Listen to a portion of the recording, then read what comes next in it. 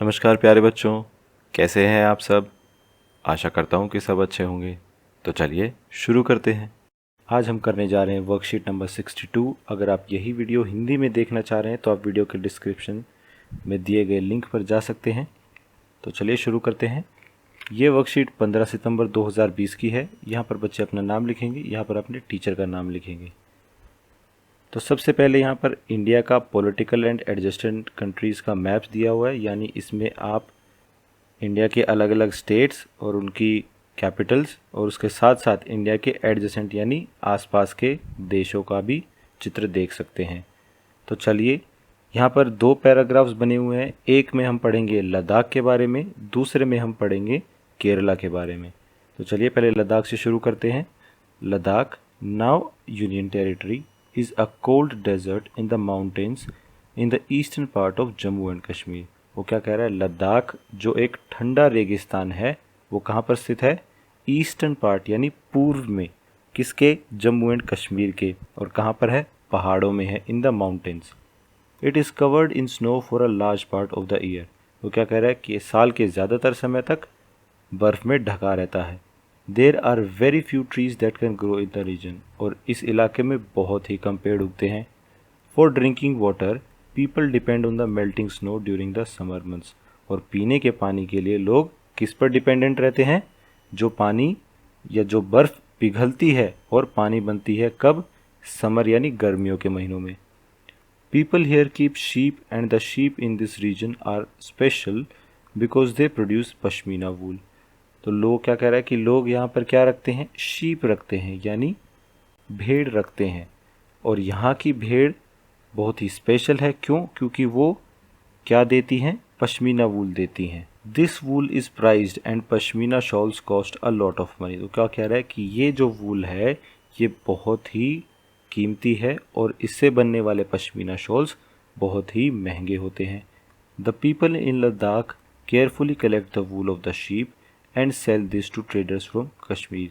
वो क्या कह रहा है कि लद्दाख में रहने वाले लोग बहुत ही ध्यान से इस वूल को इकट्ठा करते हैं और क्या करते हैं, उसको बेच देते हैं, किसे, ट्रेडर्स फ्रॉम कश्मीर यानी कश्मीर से आने वाले व्यापारियों को। Pashmina shawls are chiefly woven in Kashmir. तो क्या कह रहा है कि पश्मीना शॉल्स जो हैं वो चीफली यानी मेनली यानी ज़्यादातर वोवन यानी बुनी जाती हैं कहाँ पर, कश्मीर में। The people eat meat and milk products like cheese and butter. और लद्दाख में रहने वाले लोग क्या खाते हैं, मीट और मिल्क प्रोडक्ट्स जैसे कि चीज़ और butter. Each family owns some goats, cows and dzos, जो कि क्या होता है, योक और काउस का हाइब्रिड।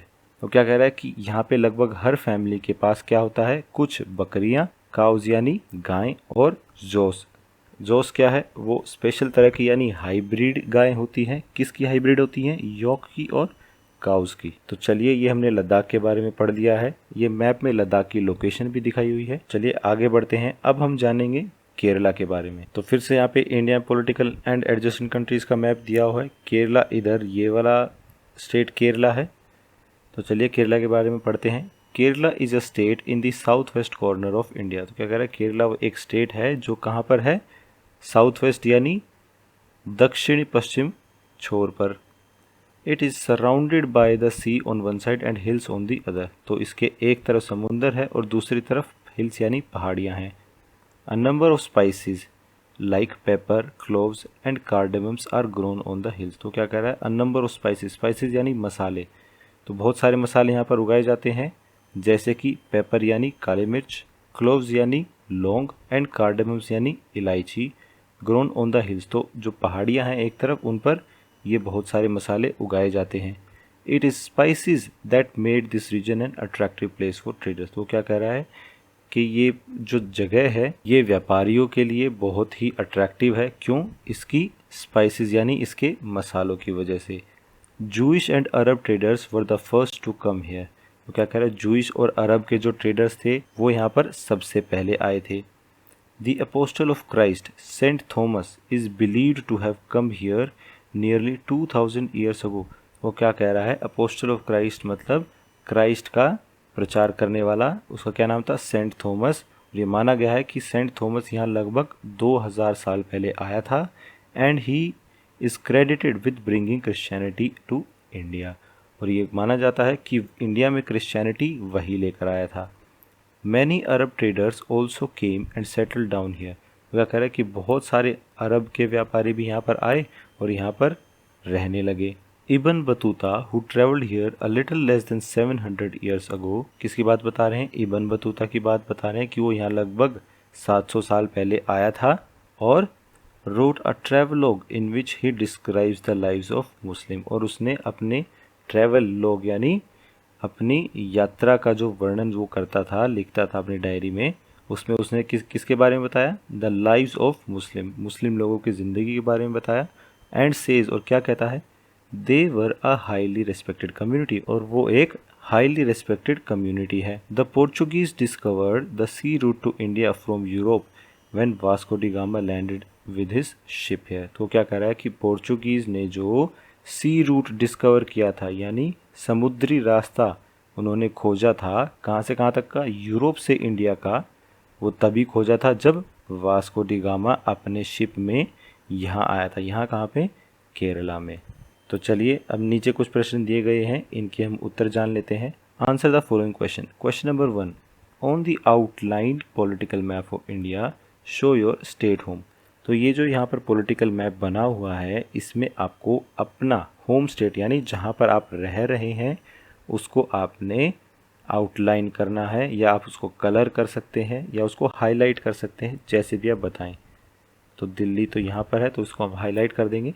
तो चलिए आगे देखते हैं। Question number 2, gather some interesting information about your home state and write down in your notebook.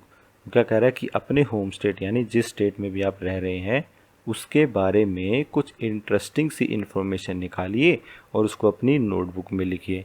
तो आप जिस भी स्टेट में रह रहे हैं आप उसके बारे में 4-5 इंटरेस्टिंग फैक्ट्स निकाल सकते हैं और उनको अपनी नोटबुक में लिख सकते हैं। चलिए आगे बढ़ते हैं।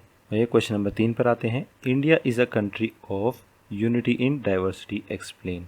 तो आपको क्या करना है कि ये फ्रेज़ जो है यूनिटी इन डाइवर्सिटी जो इंडिया के लिए यूज़ किया गया है, आपको इसे एक्सप्लेन करना है। तो आप इसमें इंडिया के रिच हेरिटेज के बारे में बता सकते हैं कि यहाँ पर इतने तरह के लोग रहते हैं, इतने तरह के धर्म यहाँ पर एक साथ रह रहे हैं, जैसे हिंदू धर्म हो गया, मुस्लिम धर्म हो गया, सिख हो गया, ईसाई हो गया, बुद्धिज़्म हो गया, जैनिज़्म हो गया, और वो सब यहाँ पर एक साथ रहते हैं। तो बेशक यहाँ पर बहुत ही डाइवर्सिटी है, यहाँ पर बहुत ही विविधता है, लेकिन उसके साथ साथ हम सारे इंडियन हैं और इसी से हम यूनिटी यानी एकता बनाए रखते हैं। तो इस तरीके से आप बहुत सारे एग्जाम्पल ले सकते हैं और इसके बारे में यहाँ पर लिख सकते हैं। आज की क्लास यहीं ख़त्म होती है। अगर आपके कोई डाउट्स हैं तो आप नीचे कमेंट सेक्शन में पूछ सकते हैं। कल फिर मिलेंगे, कुछ नया सीखेंगे। तब तक के लिए थैंक यू एंड जय हिंद।